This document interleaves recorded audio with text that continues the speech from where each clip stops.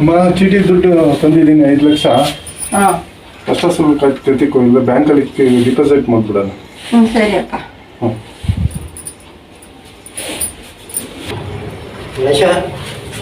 ಗಣೇಶ ಹಾಂ ಬಂದೆ. ಏನು ಸಮಾಚಾರ? ಸ್ವಲ್ಪ ಮಾತಾಡ್ಬೇಕಾಯ್ತು. ಬಾಬಾ ತುಂಬ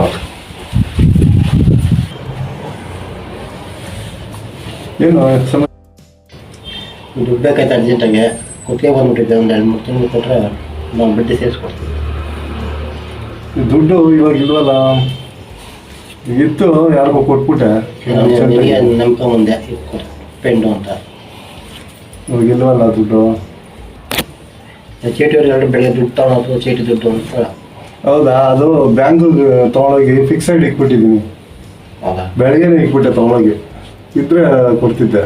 ಇವಾಗಿಲ್ಲ. ನಿಮ್ಮ ಫ್ರೆಂಡ್ ಬಂದಿದ್ದಾರಾ? ಹಾಂ ನನ್ನ ಫ್ರೆಂಡು. ನಮಸ್ಕಾರ.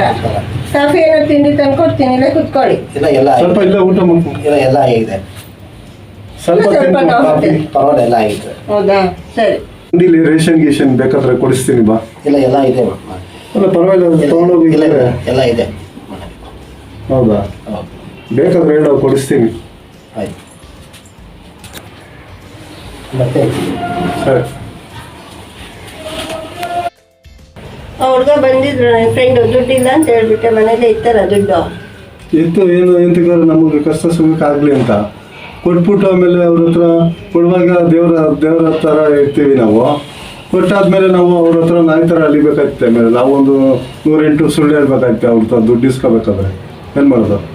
ಹೋಗ್ಲಿ ಬಿಡು, ಒಳ್ಳೆ ಕೆಲಸ ಮಾಡಿ. ಉಣ್ಣೋದು ತಿನ್ನೋದಾದ್ರೆ ಒಂಥರ ಬರ್ಲಿ ತಿನ್ಲಿ ಉಣ್ಲಿ, ದುಡ್ಡು ಕೊಟ್ಬಿಟ್ಟು ನಿಷ್ಠೂರ ಯಾಕಾಗೋದು? ನಾವು ಆಮೇಲೆ ನಾಯಿ ಥರ ಅಲಿಬೇಕು. ಕೊಟ್ಟವ್ನು ಕೊಡಂಗೆ ಇಸ್ಕೊಂಡು ನಿರ್ಬಸ್ವಾಗ್ಬಿಟ್ಟು ಬೇಡ ಬಿಡು. ಫ್ರೆಂಡ್ಶಿಪ್ ಹೆಂಗಿದ್ದೀರಾ ಹಂಗೆ ನಿಷ್ಠೂರ ಆಗಬೇಡಿ. ನಿಷ್ಠೂರ ಆಗೋದು ಬೇಡ, ಕೊಡೋದು ಬೇಡ, ಇಸ್ಕೊಳ್ಳೋದು ಬೇಡ. ತಿನ್ನೋದು ಉಣ್ಣೋದ್ರಲ್ಲಿ ಪ್ರೀತಿ ವಿಶ್ವಾಸ ಇರಲಿ. ದುಡ್ಡು ಕಾಸಲ್ಲಿ ಏನು ನಿಷ್ಠೂರ ಆಗಬೇಡ. ಒಳ್ಳೆ ಥರನೇ ಇರು. ಹೌದು, ಅದೇ ಥರ. ದುಡ್ಡು ಕೊಟ್ಬಿಟ್ಟು ಆಮೇಲೆ ನಾವು ಫೋನ್ ಮಾಡಿ ಕೇಳಿದ್ರೆ ಯಾರು ಎತ್ತ ಯಾವಾಗ ಕೊಟ್ರಿ ಅಂತ ನಮಗೆ ಪ್ರಶ್ನೆ ಮಾಡ್ತಾರೆ. ನಾವೇ ಏನಂತ ಉತ್ತರ ಹೇಳಲ್ಲ. ಕೊಡೋದು ಕೊಟ್ಬಿಟ್ಟು ಕೊಡಂಗೆ ಈಸ್ಕೊಂಡವ್ರು ಈರು ಬಂದ್ರು ಅಂದಂಗೆ ಸವಾಸನೇ ಬೇಡ. ನಮ್ಗಂತೂ ಗೊತ್ತಾಗಲ್ಲ, ನಿಮ್ಗಾರು ಅಷ್ಟು ಬುದ್ಧಿವಂತಿಕೆ ಇರ್ತಾರೆ. ಕೊಡೋದು ಬೇಡ, ಇಸ್ಕೊಳ್ಳೋದು ಬೇಡ. ನಾವೇನೋ ಫಿಕ್ಸೆಡ್ ಇಟ್ಬಿಡ. ಹಾಂ ಸರಿ. ಸರಿ.